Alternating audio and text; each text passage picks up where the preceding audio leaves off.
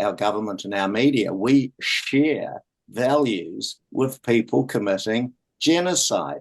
And we also are, in the case of New Zealand, we're also involved in it in different ways. You know, like a military man I know said, we've got a flag at the table, you know, because we've got troops up in the Red Sea targeting experts who are lining up Houthis for missiles sent in by the Americans or bombs sent in by the Americans, often flying out of bases in Australia, by the way. So the Aussies are in on this too. And touching on what Ramon said, I think the reality is most New Zealanders, because of the appalling state of our media, are actually unaware that we're actually doing that.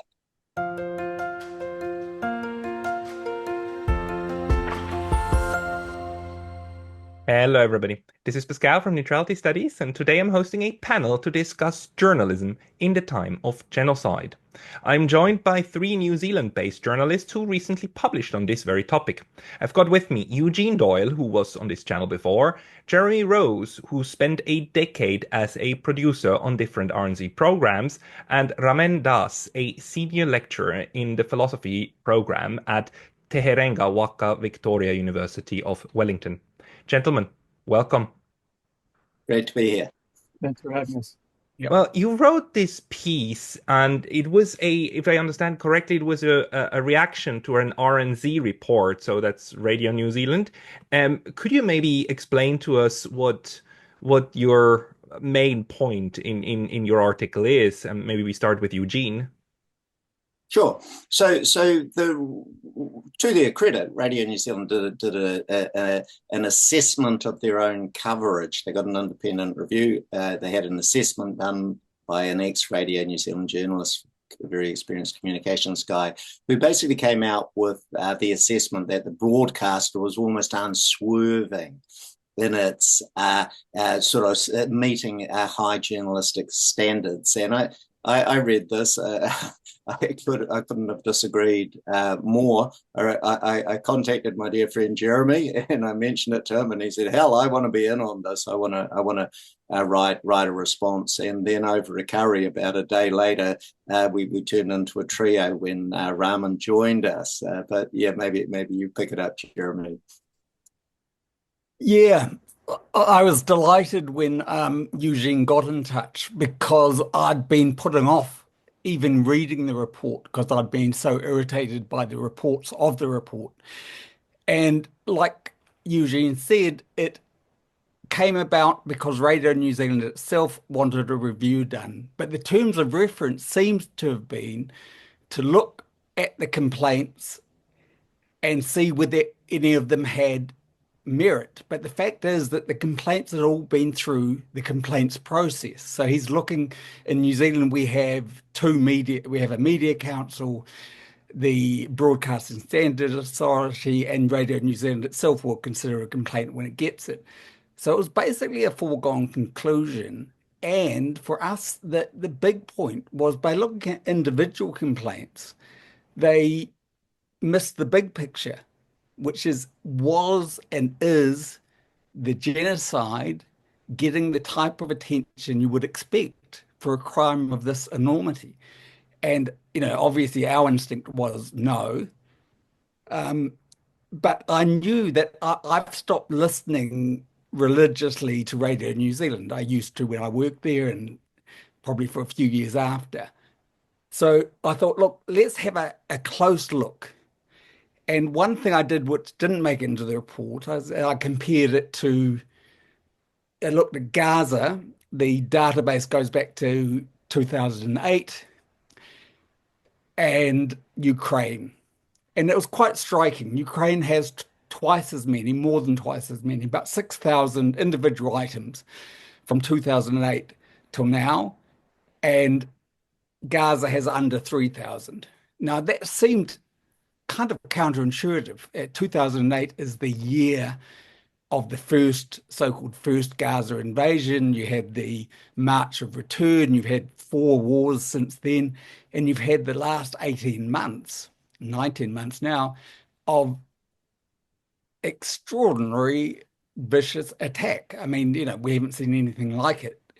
So I was surprised. And then we looked at, but the thing that struck me, because I do, even though I'm not really a listener, I look at the app each week to see if there's been interviews I might want to listen to on the feature programs. And I was just struck by how few, in fact, none, interviews there were with either Palestinians or Israeli critics or even Israeli supporters of what's going on. And that seems surprising, especially if you look at the years before, where those topics were covered. So yeah, that in a nutshell, and we outline, we looked at particular cases, but the report itself has kind of provides an explanation for why, if there is a bias, that bias might exist. And it is the proximity thesis. And they explain it. Some readers, listeners may be familiar, but the basic idea is if a bus crashes in Wellington, that's going to be news. If it crashes in Bombay, probably not. But he extended it, or they mentioned it as a cultural proximity. And cultural proximity, they said Israelis are more like us. They speak English as a first or second language. They're culturally similar. So we should be aware of this.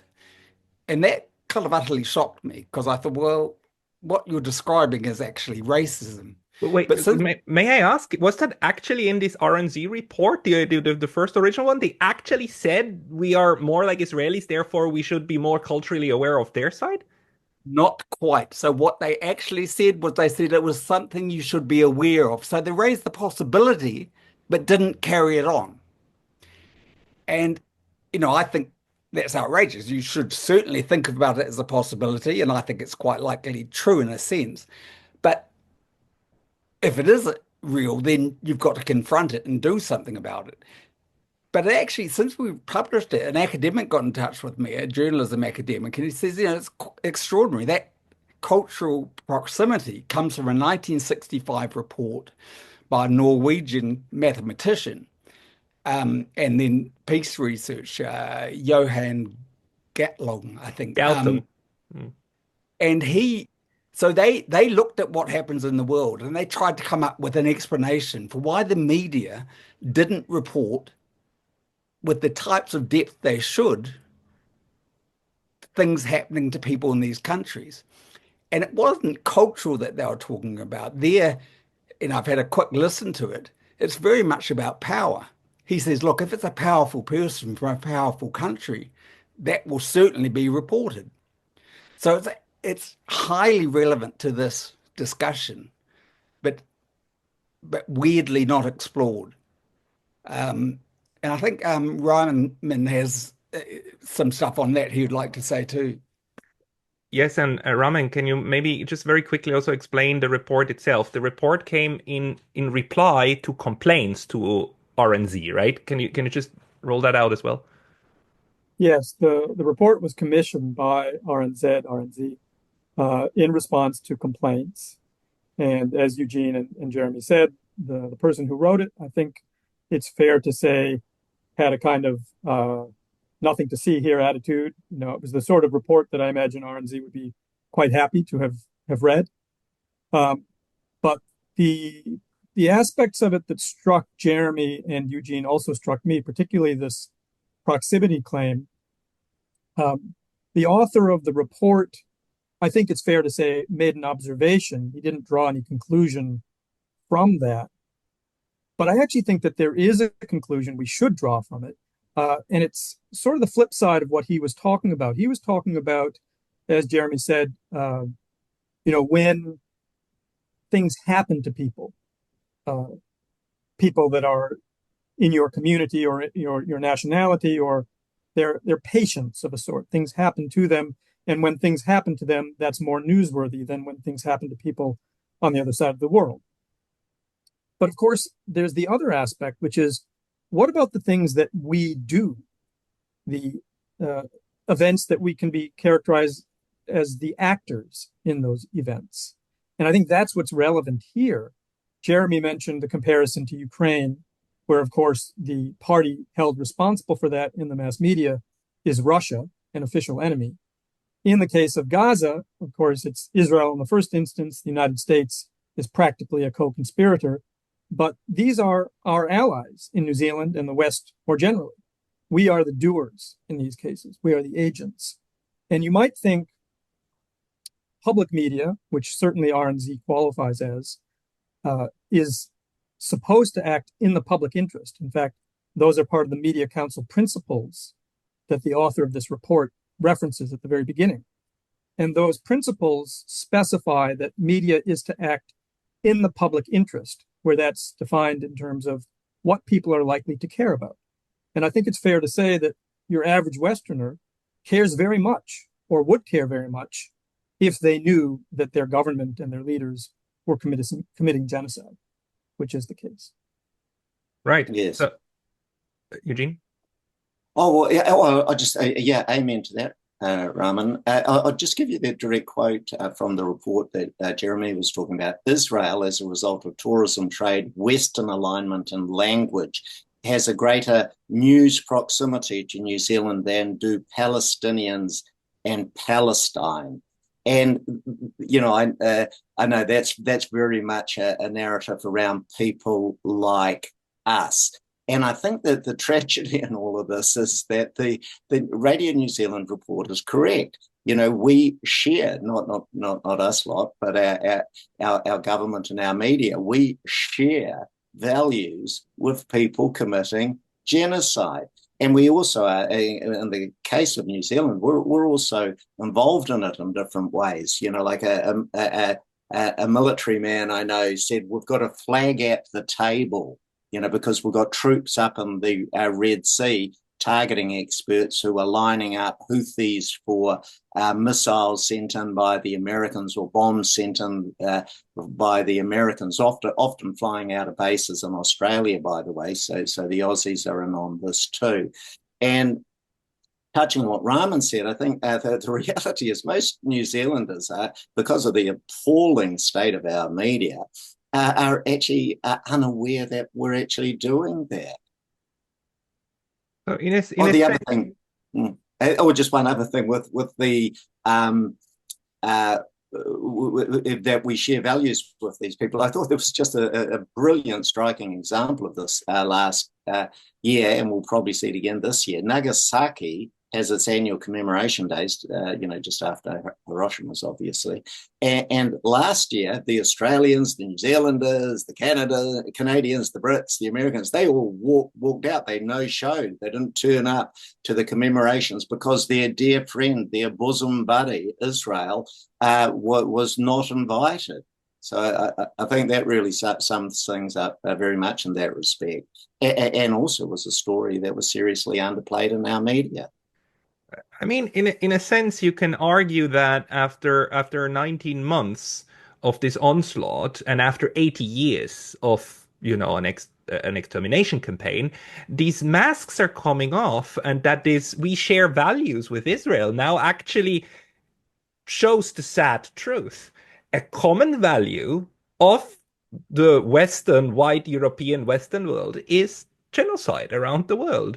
No, maybe this is taking it a bit too far, but you also have this criticism about mainstream media in general, and maybe Jeremy, can you pick up on that? I'll pick up on one thing you said there, and I think it's striking. I've just looked in the last couple of days that it's Ireland that is speaking out. So they're not a settler colony. You know, Australia, New Zealand, Canada, America, we're settler colonies like Israel is. So they speak out. The Spanish, with their very recent history of the Spanish Civil War, they're speaking out. But the countries that aren't speaking out is kind of worth looking at. And your point about I mean, one of the really striking things I think in our report was we had a visit from Francesca Albanese. Now, in New Zealand, we don't tend to get people like that. We're very lucky she was here.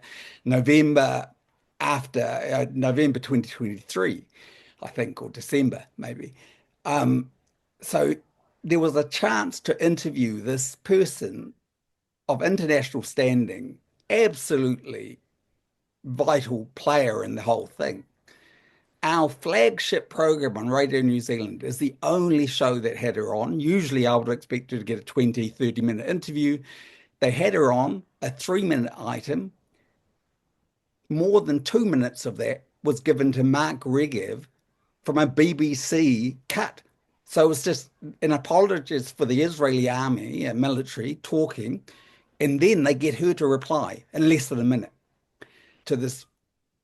I mean, she's in the studio. It was, to me, extraordinary. And that was the use of the BBC.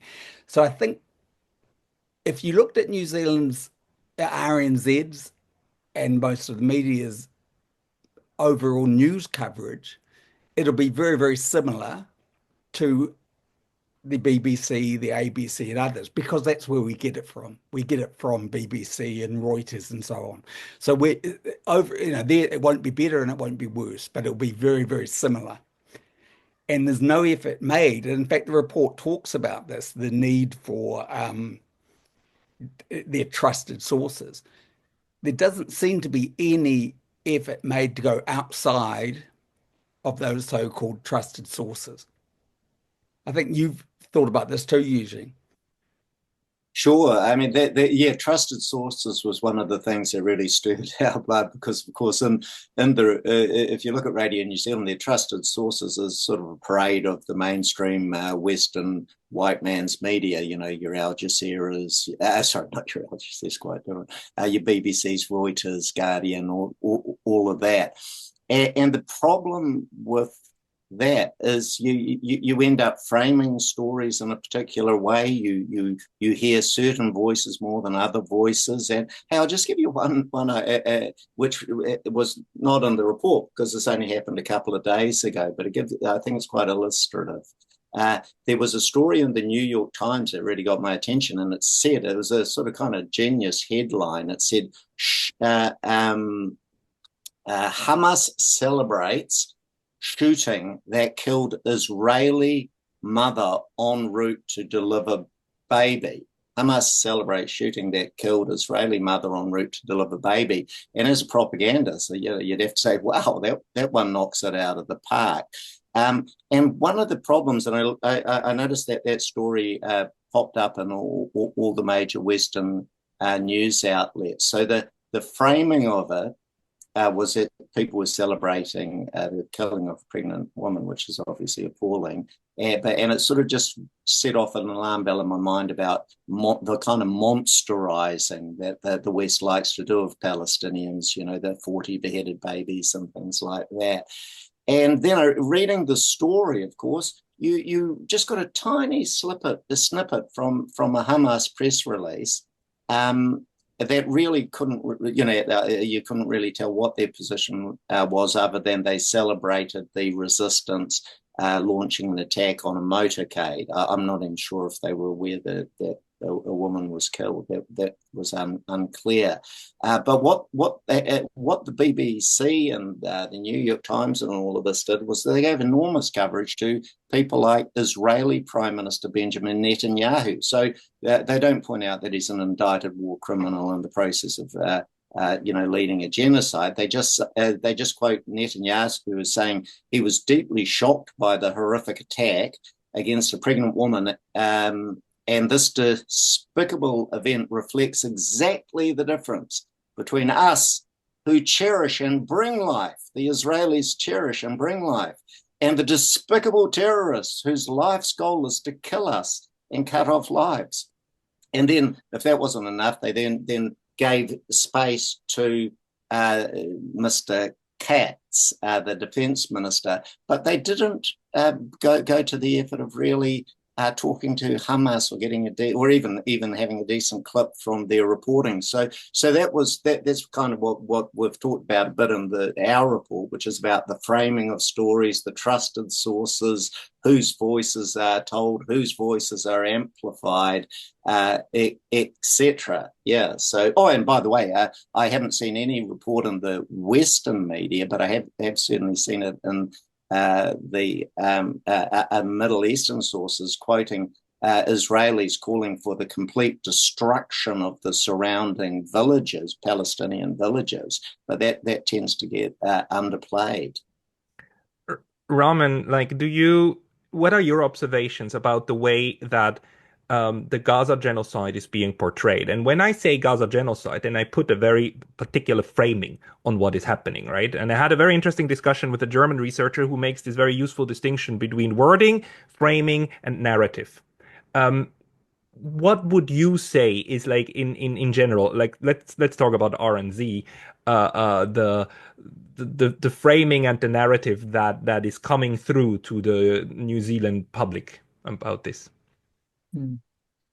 Well, following my co-authors, I think, first of all, we have to recognize that a lot of the international coverage uh, in New Zealand, including RNZ, does follow these so-called trusted sources, the BBC, the New York Times, so on and so forth.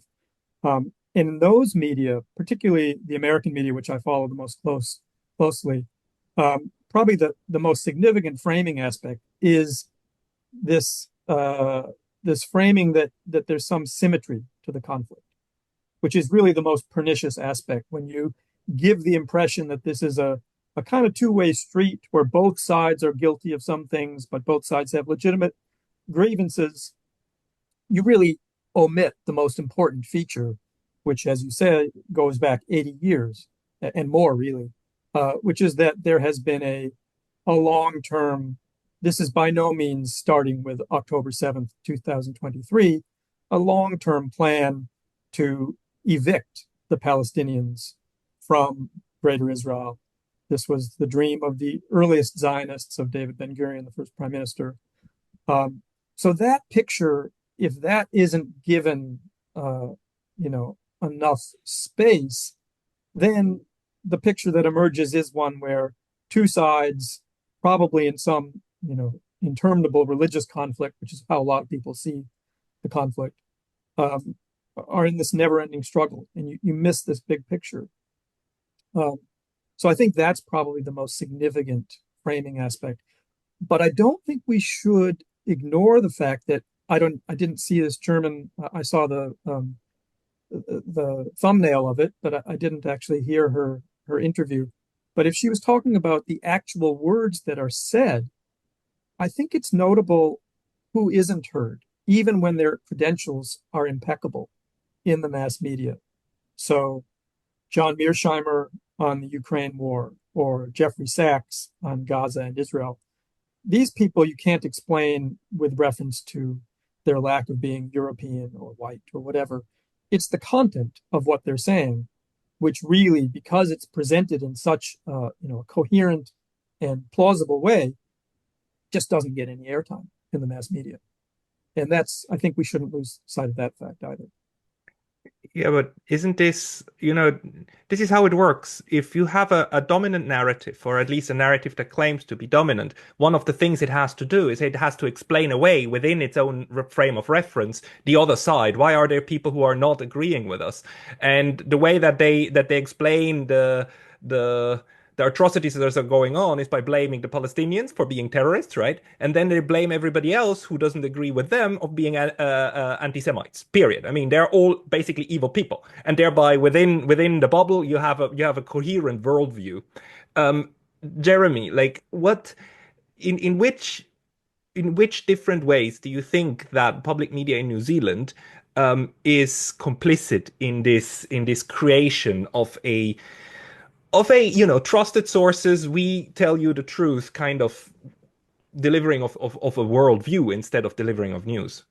Yeah, I would say that Radio New Zealand is, you know, part of the wider media in New Zealand, and it's all pretty similar in that it's dependent on foreign sources in the main because they're doing so little of their own reporting. So there might be the odd interview with a local Palestinian. Say on RNZ, I found two, and both times they were paired with a Jewish New Zealander, not with an Israeli. And so I find that problematic. But that's probably a different issue. The It is the sin of omission, in my view. You definitely, Radio New Zealand is reporting in the last few days. They've, what's happening in Gaza, and it's fairly horrific. But compared to it, it's just that it's the downplaying of it rather than the um, no, actually, there's one thing that really bothers me with the framing is that Israel virtually always gets, you know, a kind of implicit right of reply. So, the 38th hospital in Gaza is being bombed, and they say Israel claims that it's because it's a base for Hamas. Now, you go back to Al Shifa Hospital 18 months ago, and that's what they were claiming. A decent report would say Israel has always claimed this, but study after study has shown it not to be true. And actually, even if it was true, it's like shooting down an airplane because there's a hijacker on it. Um, it's not reasonable in any circumstance, even if they had found some evidence. And as far as I know, there's never real evidence.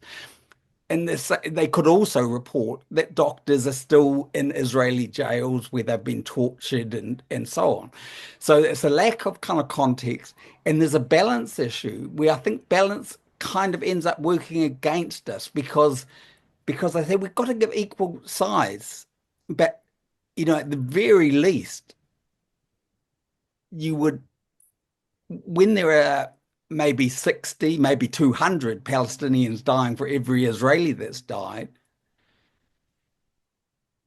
if they gave, true weight to it, you would barely hear about any Israeli. I mean, the numbers are so utterly unequal.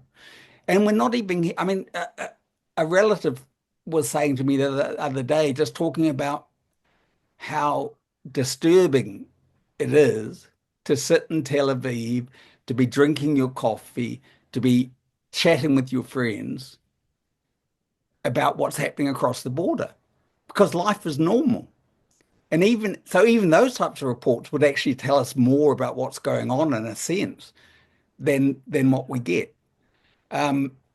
Last weekend, we basically have 4 weekend newspapers, and there was only one report from Gaza. I mean, it was a fairly horrific week. And the one report was a Cannes Film Festival report that there was a Palestinian film and it got a standing ovation. Nothing from Gaza. So the whole media.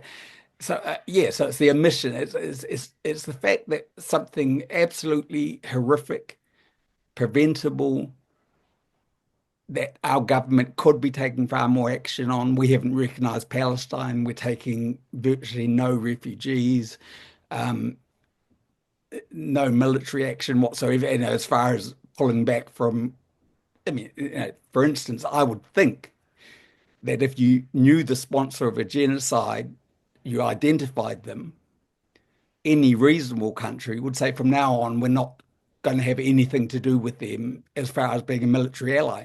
Now, that's not even on the table. I mean, I've never heard anyone discuss whether it's okay to still support America, who's the bankroller of a genocide. It just doesn't get mentioned. It's quite mind-boggling to me how people approach this because, I'm Swiss and the Swiss are criticized repeatedly for having done, banking and gold deals with the Nazis during the Second World War and being supporters of the Nazi genocide, of course, indirectly. Now, we never sent bombs.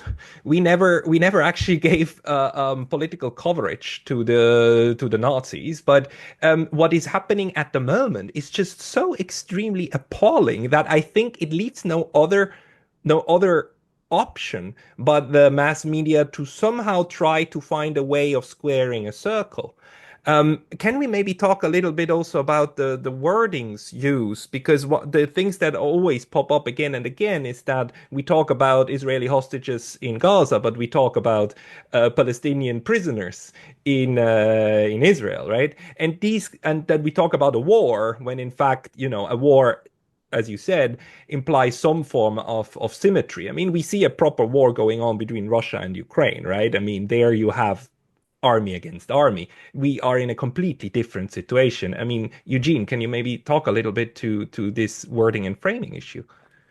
Oh, well, I'll give you two actually. One we use in our media, Radio New Zealand referred to Israel's retaliatory war against Gaza. Retaliatory.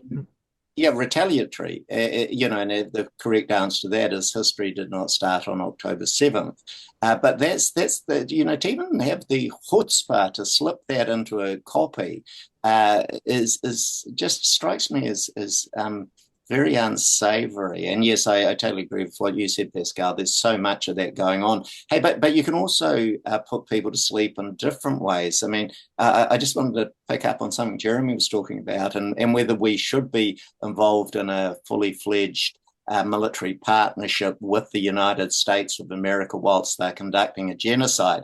And just last night, I attended a protest, a very colourful, lively protest against the USS Blue Ridge, which is the command vessel for the United States 7th Fleet. Now, you're probably aware, Pascal, that New Zealand has very strong anti-nuclear legislation. So we're reputed to have the strongest legislation in the world. It's called the New Zealand Nuclear Free Zone Disarmament and Arms Control Act 1987, and yet somehow or other the command vessel of the US 7th Fleet is sitting parked up there in Wellington Harbour right now. And we had a great protest which was directly in front of them. We were across roads and there was a barrier fence between us, but the whole length of the ship was covered with all these protesters, who many of whom had Palestinian flags, and we were making it quite clear that they were not welcome in our water whilst they were committing genocide. So that was our position, and I just wanted to touch briefly on how did the major media in New Zealand cover this? Well, the Post it did this story here. So the headline was USS Blue Ridge checks Wellington off its bucket list. But it hadn't been to Wellington before. So wasn't that lovely? We should all feel terribly good about that. And then it was sort of like this travel log story that this reporter, one of our best reporters, told. I'll just read you the last two paragraphs because it sort of sums up the state of New Zealand's media. There are, for safety reasons, places we are not allowed to go. But what we do see is proudly shown off. As we are shepherded off, the crew grin at us. Some of them are off to the rugby tonight. And that's what passes for geopolitical analysis in New Zealand's mainstream media at the moment. It's just a poor state of media affairs, Ramon. I want to come back to this, to explanations of why, and of course we have Noam Chomsky and Herman's manufacturing consent, but I think there's something more going on here. Yeah, these urge of colleagues of yours, of journalists, but not just in New Zealand, everywhere, right, to somehow cushion harsh realities and putting them into a reader-friendly framework that makes everybody at the end of the day, even when a little bit disturbed, still feel comfortable. Is that one of the things? Do you think these people actively think about how do I tell the story so that my readers don't get upset? I think that question of moral psychology is a really interesting one. I think it's Chomsky himself who once said, it's the rare person who actively thinks I'm doing evil and I'm going to do everything to cover it up. Rather, most people, like all of us, are adept at rationalization.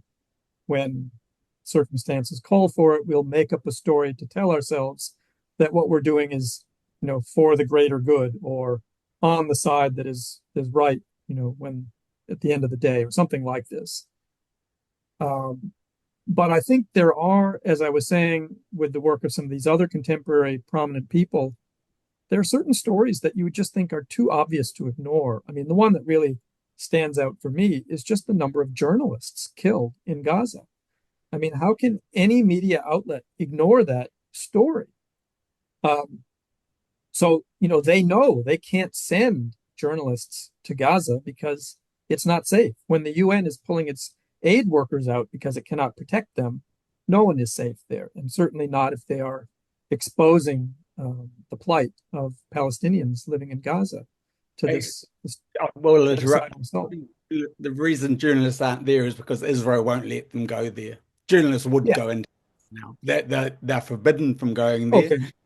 And as you say, it is by far the most lethal place probably in history for journalists at the moment. I mean, I saw the figure that more journalists have been killed in Gaza than the first, second Korean, Vietnam War, Afghanistan, et cetera, combined. And Reporters Without Borders is confident to say that at least 35, I think, of those 250 were targeted and murdered. And I'm sure they've got a very high bar. We know that houses of journalists are being bombed. We also know that Israel is the most high-tech military in the world with precision bombs available to it and absolute knowledge of that whole region. So yeah, it's a complete crime against journalism and humanity, and that I agree has been really underreported. Yeah, and let's just remember, like, we have now more than 200 dead journalists, and we also have a precedent, not just journalists. I mean, we have a precedent where Israel explicitly killed aid workers by World Kitchen or something that was, right? A year and a bit ago, were targeted. Three cars that one after another were targeted, and all of them were killed, right? Outsiders. They were not reporters, but in a sense, these health workers have a similar predicament that they want to go in and do something, right, in order to ameliorate the situation. And they were killed, and this was news for 3 or 4 days, maybe a week, and then it faded away and it's gone. And Israel said, well, mistakes happen. It's war. Mistakes happen. Um, We for sure can we? But I think we all do know that if any one of those crimes, if 200 journalists had been killed by Russia, the response would be so different. if You know, that 15 ambulance workers had been executed point blank by Russia, I mean, this would be world news, and it would be huge, and it would be celebrated. I'm sorry to use that word, but it would be paraded around like the story of Bucha, right? It would be on the same level. Can any one of you still explain to yourself again the psychology of the colleagues who do this, who I just think I think most journalists are not as brave as we would like them to be, and they operate in environments that discourage them, disincentivize them from being brave. And um, all of us are very disappointed by our fellow writers in the mainstream media because they really do lack courage, which is why the role of people like you, Pascal, and all the other people who are out there telling these stories, interviewing people is just so enormously important. And our job is to break through that and to make what seems to be normal, that they almost make an effort to normalize these utterly bizarre and terrible things like killing women and children and targeting journalists. Our job is to make that abnormal because it's profoundly abnormal. to be fair to my former colleagues, it'll be very rare that any of them have written a story that does any of these things because they're not writing the stories. They're playing stories which are supplied. And in my view, what they should be doing is organizing RNZ's own coverage, its own interviews, and so on. And that's not happening. But I can't, there's very few cases where I can say I think Radio New Zealand created something that was very subpar and I would criticize. So the Albanese interview is one of those cases. But in general, it's the fact that they're just taking the rest of the world's thing, and any one of those items by itself, they will have things that you can complain about, maybe the framing or whatever, but they'll basically be okay. It'll be a report that Israel bombed a hospital or whatever, and how many were injured.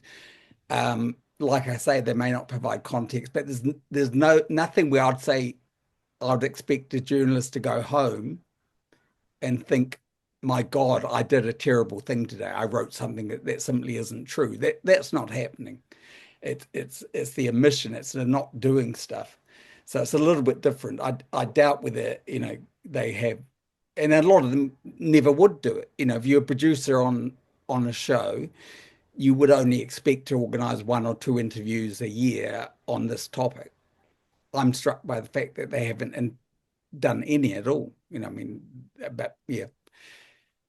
I mean, I agree, Jeremy, but I think the point, and which we'd all agree with, is it's the selecting of stories. So it's the selecting the BBC or the Reuters or the New York Times story that only quotes Benjamin Netanyahu and Israel Katz and people like that. And our media is very much involved in telling that story, which sort of gets back to your question about, how do these people feel, or what is it about?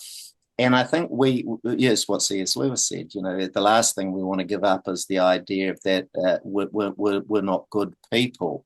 And I think in the West, collectively, we have to finish with this idea that somehow the West is morally superior or good or anything. You can't be committing a genocide. You can't be part of a media machine that actually is allowing a dominant Western narrative to cloud the minds of most of the population. You can't be part of a machine that blocks out incredibly important Palestinian voices, Middle Eastern voices of all sorts, and not go home at night and think, did I do my job last night, or did I just do the job?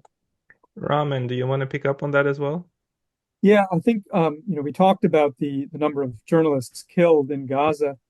The other story that I think is virtually absent from the mainstream media has to do with Israeli attitudes toward the genocide, which are easily available.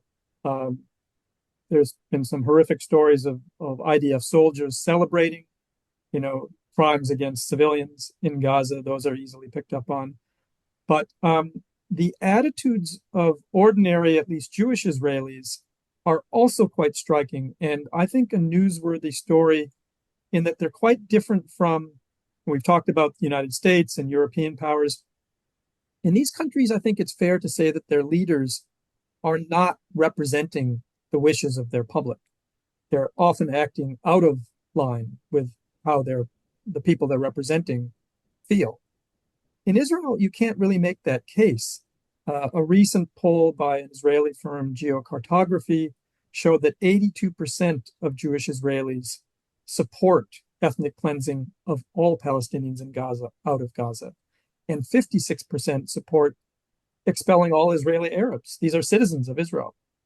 So I think those are attitudes that would also shock many people, but are really not discussed in any detail in the mass media. It's a really important point because 20% of Israel's citizens are Palestinian. So in fact, you would only need, in the only democracy in the Middle East, you would only need 30% of Jewish Israelis, thereabouts, to support a true peace for it to happen. But the fact is that the percentage that would vote for that at the moment is in the single figures. I did a thing recently which I thought, just to try and get a historical perspective, and I went back. We have in New Zealand, I'm sure they have it in most countries, an online searchable database of all the newspapers going back in time. And I looked at 2 things. One was the Armenian genocide, and the other was the German genocide in Southwest Africa. So the Armenian genocide, of course, the word didn't exist. It was invented to describe that very thing. You find plenty of articles about the terrible massacres and so on of Christian Armenians. When you look at the Southwest African one, again, even back then we were dependent on news agencies. They're always a brief, and it will be something like 100 horses have been sent to help the Germans in their fight. 26 natives were shot they would have been hanged, but they wanted to show that bullets would kill them because there was some doubt. Just the most horrific things. But that, often called the first genocide of the 20th century, barely got mentioned in our media. So there's a long history. And there is an awareness. When I worked at Radio New Zealand, one of my colleagues, the head of Radio New Zealand Pacific, he used to talk about the racial coefficient of news values. He was Swiss, actually, like you. And he said, look, one Anglo dying is a news story. 3 or 4 Swedes, that's a news story. 25 Pakistanis, maybe. And the reason he was so wound up about it was he was the head of the Pacific News. And so they do this really great work around the South Pacific. Virtually never got onto the main news programs. Had to be so big before they thought it was worthy. There is a long history of that proximity when we aren't powerful in countries which aren't powerful, don't get a look in. Yeah, and it just speaks again to the racism at the heart of news media. And picking and choosing, and again, I mean, you already gave the example, Eugene, right, of one Israeli pregnant woman dying because of the atrocities going on, which in and of itself is a horrible thing, and nobody would want a pregnant woman to die. Nobody in their right minds would want that. But the fact that this gets an entire news article and front page coverage, while not a single mention of all the pregnant women who have been dying in Gaza, and the 25, 30,000 children that were killed in the meantime, and the fact that Gaza now has the greatest population of memed children in the entire world. I mean, that creates such an imbalance that it is just hard for the thinking population, of which I think we can count ourselves part of, to not want to vomit. I'm sorry. I just it makes me physically sick. Maybe. What would be the antidote to that? Because in a sense, I think that the British Guardian has the most honest name because it's the guardian of the right opinion, right? The guardian of the sayable, the guardian of the thinkable, of what should be thought. How could we, if we can reform mass media, because it won't go away, but if we try to reform it, how would we have to go about it in order to say, like, we have new standards to make sure that these abominations of journalistic malpractice don't happen again? Do you have ideas, gentlemen? Let's start with Eugene. Okay. Yeah. Hey, and that's an incredibly hard task. I mean, we're in the alternative media because of how bad the mainstream media is. But one of those things sort of tends to happen is you fight these long struggles, these long campaigns, and you're in the wilderness, and your numbers are very small. I'm aware of this through things like the Vietnam War movement and anti-nuclear movement and things like that, the anti-apartheid movement, sporting tours against South Africa. And when these movements start, they're small, they're spat upon, they're minority. And then over time, because we do have the best arguments, we are on the right side, eventually we often, not always, we often win. And when we start to win, the other side starts to adapt to reality. And I noticed in the Western world, you're seeing these cracks appear now. The Financial Times called out Israel's behavior, I think, last week. The Spanish Prime Minister, I think Jeremy touched on this, the Spanish Prime Minister has called Israel a genocide state. Cowardly countries like New Zealand and Australia haven't sort of made that jump yet, but we're hoping they'll get there, and the media will start to change as the movement, and I think as the horrors build up too, unfortunately. But yeah, I think it is the work we do definitely contributes to what will change the mainstream media over time. Ramon, or Jeremy first, yeah.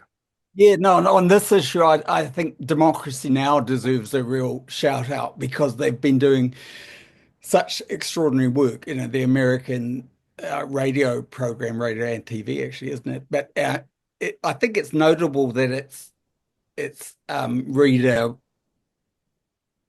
funded, so they're free to do. But honestly, in a week, they will interview more Palestinians, including Palestinians inside Gaza, telling you what's happening, than we've had in 18 months on Radio New Zealand. I mean, they have voice after voice. And it's because of that, and obviously places like Al Jazeera, but it's not that the stuff is unavailable to people who want to know. It's the fact that the media organizations that ordinary people depend on simply aren't reporting it with the level of coverage it demands. So that, to me, that's and I mean, there's a lot of others, but for me, democracy now really stands out, and it shows that what you can do. And one other thing, I mean, it's not just Israelis, I mean, not just Palestinians I want to hear from, and it's not just left-wing Israelis like Gideon Levy or Amir Haas or whoever. When the ABC, which I suspect has been very much like Radio New Zealand, but they're better resourced and they have done more interviews. But when they interviewed Francesca Albanese on a panel, it was with, and I don't know the pronunciation, but Giora Island, the general behind the general's plan, the man who called Gaza a huge concentration camp, who is, a proponent of ethnic cleansing. That's fantastic. We want people like that on the radio. We want to hear from the horse's mouth. I mean, but we're not hearing either. We're not hearing the victims or the unapologetic genocidal spokespeople who are available to talk. They're unashamed. I mean, that's what's so striking, I think. Usually it's very, very difficult to establish intent. In Israel's case, it's from the president down. Ramon, do you want to add to this? Yeah, I would support what Eugene said. Obviously, there's no magic bullet, but at the margins, most people are sensitive to moral considerations, and when there's lots of people, which there clearly increasingly are, as he said, when the Financial Times is writing about this. Today, Alistair Crook on Judging Freedom talked about how U.S. Republican senators have been pressuring Benjamin Netanyahu, saying this is unacceptable. You cannot have children burning to death in tents. We can't have that. That's the sort of thing that is going to slowly bring change, if anything is. There's no guarantee, of course. In the case of Radio New Zealand, if they just were to follow the principles that they are bound by, in particular the ones we've talked about, where you can omit things that are in the public interest and thereby fail in your journalistic duties. So you should be telling the stories that are likely to matter to the people at large regarding what their governments are doing, in particular being co-conspirators to a genocide. That would be a good step. The sad conclusion here is that if we've got journalism during times of genocide, the fact that we've got genocide is probably a very strong indication that journalism is not living up to what it should be. Gentlemen, we are nearing the hour. Is there one more consideration that any one of you want to bring in? Oh, just to reinforce that point, I think it'll be a better world if we bring in more voices. I think we all agree on that.